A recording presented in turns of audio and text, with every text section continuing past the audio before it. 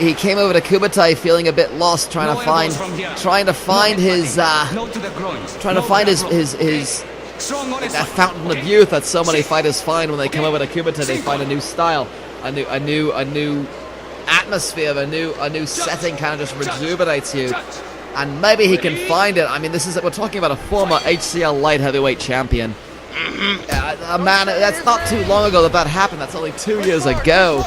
A little less than 2 years ago that he's won that title. He's a strong fighter. He doesn't fight the most orthodox style, which is a perfect fit for KUMITE. No doubt. We let you do the stomps. We let you do the knees to the head on the ground. We let you do anything that Chairman Naga says is okay. Praise be unto him. Pretty much, yes. Most glorious and honorable Mr. Naga, may he live for 10,000 years.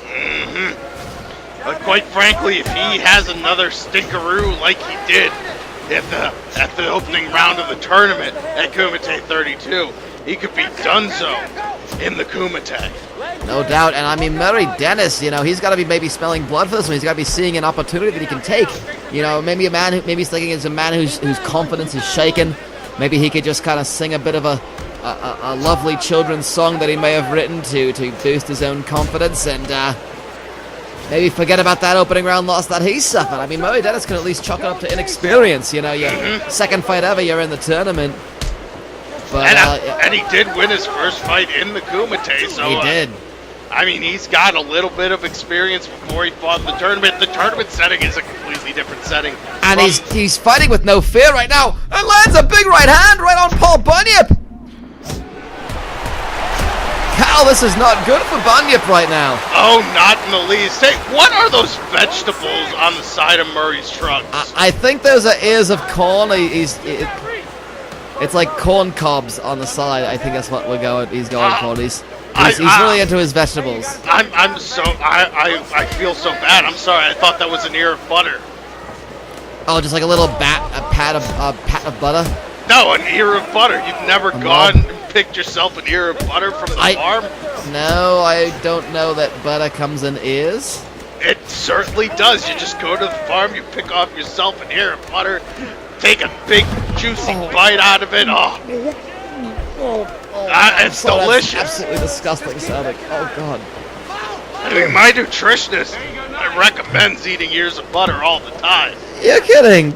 No, it's good for your heart. It's good for your cardiovascular system. Good for your vascular system in general. I find that incredibly hard to believe, Cal, that butter is that healthy in that large of a quantity. It absolutely is. I mean, like, you eat an ear of butter a day and the doctor won't ever have to see you again. That's how the saying goes. I'll take your word for it. Good night. And meanwhile, Paul Bunyip in an advantageous position has the mount on Murray Denis. He's got to see if he can just take that advantage. He gives it up and takes the... gives it up right there. It's an unfortunate... I think that's just a mental error by Bunyip, and here's Murray Denis. Now they're just in more of a neutral position, but Bunyip again using that experience to pass the half mount.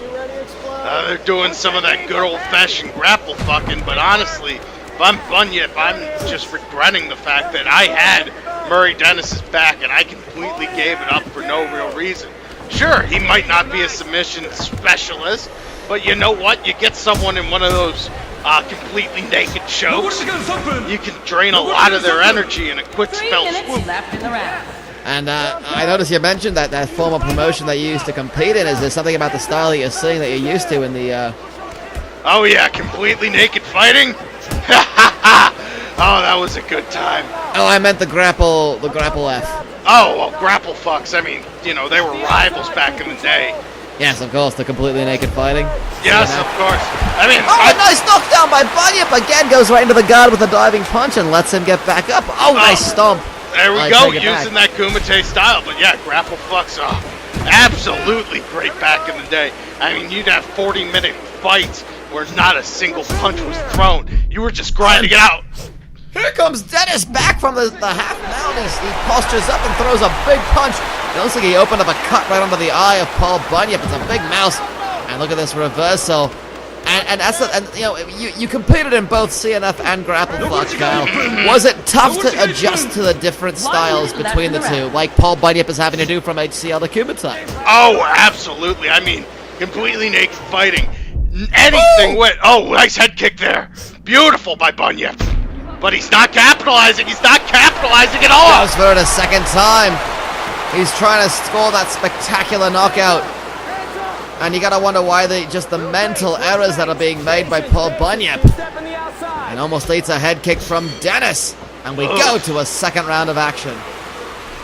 Cal, you were saying though that the changing of styles between CNF and grapple fucking, like it was HCL and KUMITE. Oh yeah, I mean in the grapple fuck, I mean you were barely allowed to throw strikes. A couple open hand shots here and there, maybe you might see. But by and large, it was all just about the grappling. It was all about the submissions. It was all about luring people into different areas. Completely naked fighting. Anything goes, and I mean anything went. I won 3 fights in a row by biting. Really?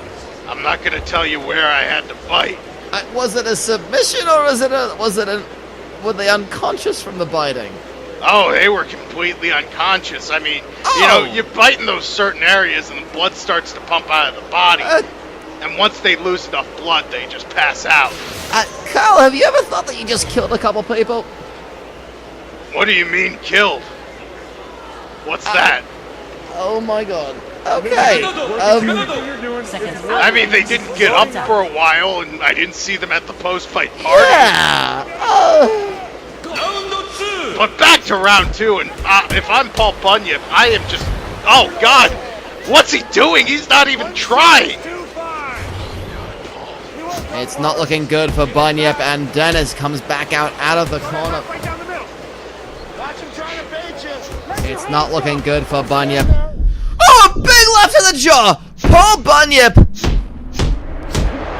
goes down. Murray Denis gets the TKO victory. What an upset! Although at this point, can you even call it an upset, Kyle? It's just a disappointing performance by the former champion. I call it ill-prepared fighting. He's not fighting like himself, and that's quite a shame. It really is, Cal. It's very sad to see. And Paul Bunyip, 0-2 in KUMITE, continues to plummet, continues to go in a crisis of confidence. And nonetheless, let's talk about the positives here. Murray Denis with a marquee win, I think no matter what you look in the record books, it's going to say Murray Denis defeating Paul Bunyip. And that is going to be something that Murray Denis can hang his hat on. Perhaps write a lovely children's song about. He could call it the Bunyip Boogie. Come on. Do. Bunyip Boogie. Come on. Leedle, the Bunyip Boogie. Ah.